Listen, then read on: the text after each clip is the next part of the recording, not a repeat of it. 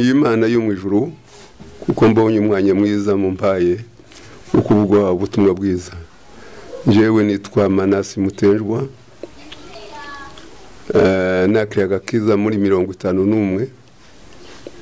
Imana iracari kumwe nanje. Muri 73 nabaye umukuru w'amasengesho.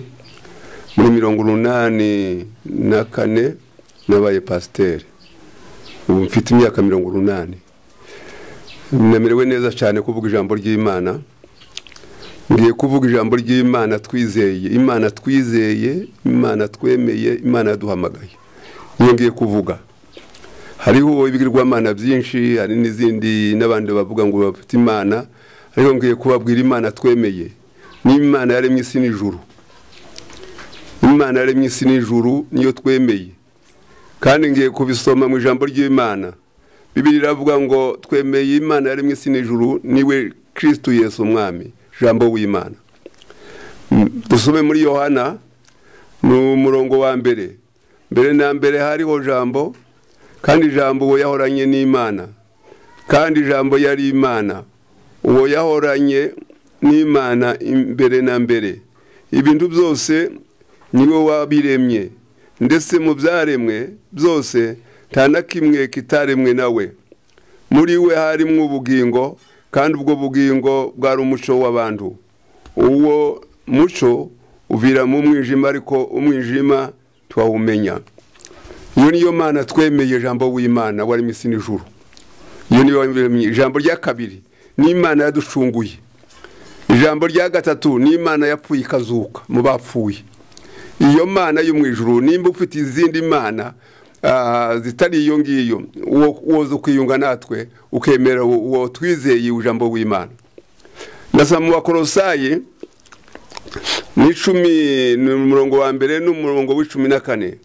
Haravuga ngo niwe waducunguje amaraso ye ngo tubone kubabarirwa ibyaha byacu. Ku 15 ni nawe nshusho y'Imana itaboneka, niwe mfura mu byaremwe byose. 16 kuko muri we arimo byose byaremewe, ari ibyo mu ijuru cyangwa ibyo mu isi, ibiboneka n'ibitaboneka, intebe z'ubwami n'ubwami bwose n'ubutware bwose n'ubushobozi bwose. Niwe wabiremye byose, kandi rero ni nawe byaremewe. Yabanjirije byose, kandi byose bibeshwaho nawe. Niwe mutwe w'umubiri, niwe torero, kandi niwe tangiriro, n'imfura yo kuzuka mu bapfuye. N'imfura yo kuzuka mu bapfuye, kugira ngo abo wa mbere uhebuje byose. Kuko Imana yishimiye ko kuzura kwayo kose kuba muri we, kandi imaze kumuzanisha amahoro amaraso yo kumusaraba, we imwiyungisha n'ibintu byose, ari ibyo mu isi cyangwa ibyo mu ijuru. Imana ishimwe. Iyo niyo Mana twemeye, niyo Mana twizeye, niyo Mana dufite, niyo duhamya, niyo Mana dufite, kandi namwe mukuriye kuyizera mukagaruka mukigera Imana yo mu ijuru. Imana yaremye isi n'ijuru, Imana yaducunguje amaraso y'igiciro kinini, Imana yapfuye irazuka. Iyo niyo Mana twizeye. Iyo niyo Imana twizeye. Wo kwizera yindi Mana itariyo tayiriho, wozo kwiyunga natwe ukemera ukaba umukizwa w'Imana w'ijambo ry'Imana. Nawe ukiyunga natwe ukemera jambo w'Imana, jambo w'Imana, kandi korana natwe, kandi iravuga ibana natwe mu ijambo ryayo no mu mbaraga zayo.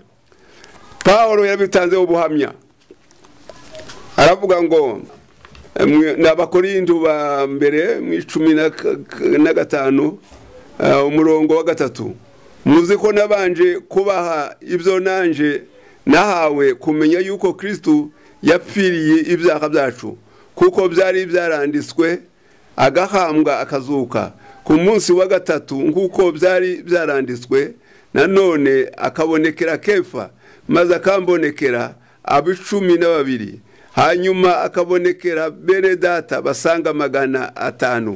Muri bo benshi baracariho n'ubu, ariko bamwe barasinziriye. Yongera kubonekera Yakobo, abonekera n'izindi ntumwa zose, kandi nyuma ya bose nanje arambonekera ni nk'umwana w'icenda. nimba ari iyindi mana twizera itarapfuye ikazuka, atari imana yari isi n'ijuru, atari imana yaducunguye, ntituyemera. Ariko nawe kugira inama yo mu ijuru ni imana y'urukundo, imana yitangiye umuntu, imana yapfuye ku musaraba. Iyo dusohoye mu ijambo ry'Imana muri Yohana hazavuga ngo kuko imana yakunze abari mu isi cyane byatumye itanga umwana wawe w'ikinege kugira ngo uzomwizera atazorimbuka ahubwo ahabwe ubugingo buhoraho. Ngwino mwene data, ngwino wegere umukiza Yesu, ngwino wegere agakiza k'Imana, wumva imana yapfuye ikazuka kandi zo kujana mu ijuru, kandi zozura n'abapfuye bose hamwe natwe ikatuzura, tukagenda mu ijuru tukamusanga mu ijuru ry'Imana. Izo nizo mbaraga n'Imana yemeye. Abantu benshi bafite izindi imana z'uburyo bwinshi, natwe twigeze kuzigenda ngo kera zibigirwamana, ariko hanyuma turahindukira tumenye imana yo mu ijuru, imana yo mu ijuru, imana yo mu ijuru. Nimuze mwese abarushe n'abaremerewe, ni ku ijambo ry'Imana rivuga, nimuze mwegere Kristo Yesu umwami, nimuze mwese abarushe n'abaremerewe, nimuze muzane imitwaro yanyu, arabaruhura arabitegeze, nimuze nimukingura imiryango yanyu Yesu yinjire. Agakiza k'Imana karacariho n'ubu ngubu, kandi ubuntu bw'Imana barakomeje gufata abantu. Ndabyizeye hamwe n'umwuka wera w'Imana ashobora kugukingurira umuryango, ukumva iryo jambo ry'Imana ikagushika mu mutima, nawe ukaza ukiyunga hamwe n'abantu bizeye imana yo mu ijuru yari mu isi, imana yaducunguye, imana yapfuye ikazuka. Izo nizo nyigisho ntanze kugira ngo abantu bose mubimenye, kandi namwe muze muyunge muri iyo mana. Ndashimiye imana yo mu ijuru mpaye muri uyu mwanya. Imana ibaheze umugisha, ni mu izina rya Yesu, amen.